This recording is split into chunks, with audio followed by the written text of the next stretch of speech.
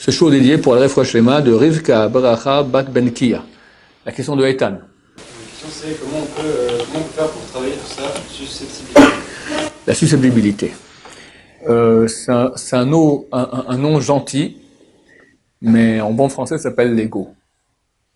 D'accord? Quelqu'un de très susceptible, c'est quelqu'un qui a un ego très développé.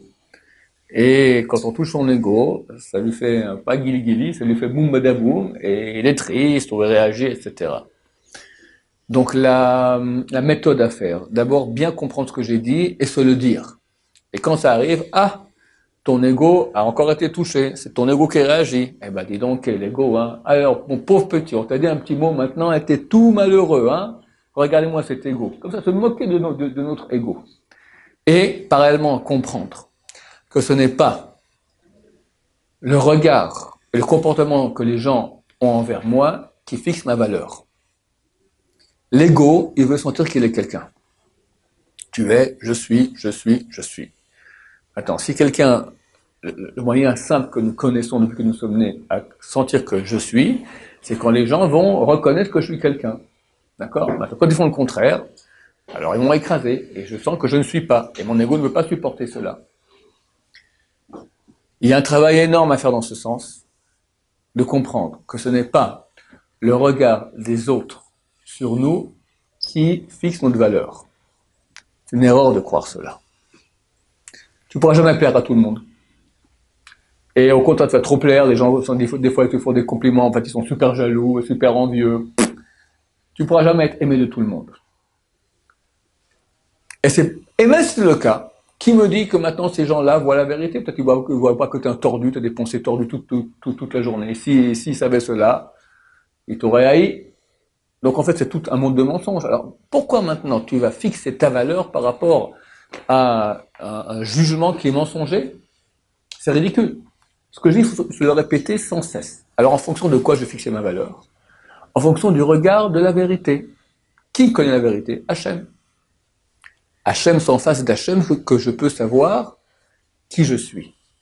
Et il est clair qu'Hachem m'aime. Il n'y a aucun doute là-dessus. Regardez quelle perfection de l'être humain au niveau physique.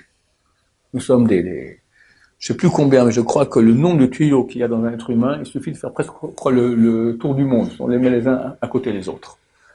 Tu as un immeuble maintenant où tu as autant de tuyaux que tu as dans un corps. D'accord? Tous les combien de temps il y a un tuyau qui pète? Mais au bout de 3-4 ans, c'est fini. Là. Ping, ping, ping, sans cesse. C'est les fusions. Et nous, notre corps, il fonctionne. Ça pète de temps en temps, mais c'est très rare. Très, très rare. Mais c'est une perfection. On pourrait parler des heures de la perfection de l'être humain. Donc, Hachem a créé ça pour moi.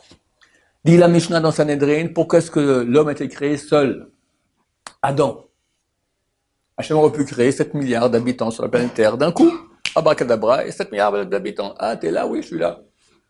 Non, il a créé un, ils se marient, ils font 2, et 3, et 4, etc. Pourquoi il a fait ça? Dit la Mishnah, pour que chaque personne dise, il suffisait que j'existe pour que le monde soit créé.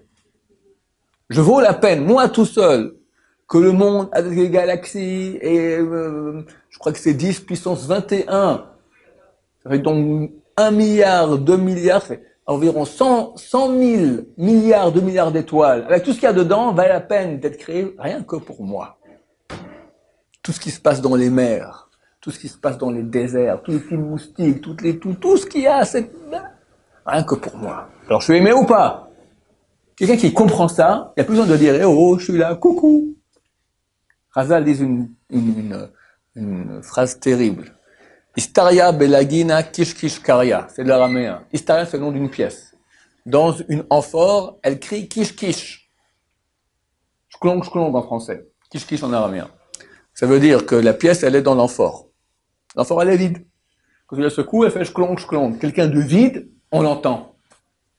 Le Zohar HaKadosh, il dit, celui qui se vante, qui fait des compliments sur lui-même, c'est un signe c'est un zéro. Nul. Terrible. Qui n'a pas besoin de temps en temps dire moi je, il m'est arrivé ci, il m'est arrivé ça. Prends un peu le micro, quoi, j'existe. Le Zohar, il met la barre très très haut. Parce qu'on est des nuls, parce qu'on a besoin d'être rempli par les gens, parce qu'on est vide. Comment il faut nous remplir vraiment? Et ça ne va pas nous remplir. Qu'est-ce qui nous remplit vraiment? Savoir la réalité vraie, qu'Hachem nous adore. Quelqu'un qui sait qu'il est aimé par Hachem, adoré par Hachem, il a créé tout le monde rien que pour moi. J'ai un problème dans la vie. Je peux encore dire à quelqu'un, eh oh, t'as vu comment je suis bon? C'est des bêtises. Mais qu'est-ce qu'il faut travailler? C'est avec la pensée. Retravailler, répéter, répéter, répéter, répéter. Quand ça arrive, quelqu'un vient me dit crétin, ça ne me touche pas. Il me dit là, tout génial, ça ne me touche pas non plus. On dit sur Rav Israël Salanter, c'était le grand du Moussard il y a un siècle et demi, qu'à la fin de sa vie, il arrivait à un niveau, on lui disait une insulte, on lui disait un compliment, ça faisait exactement le même effet. Rien. C'est un niveau de conscience de la vérité. On travaille dans ce sens-là. Baruch Adonai, l'olam, amen ve amen.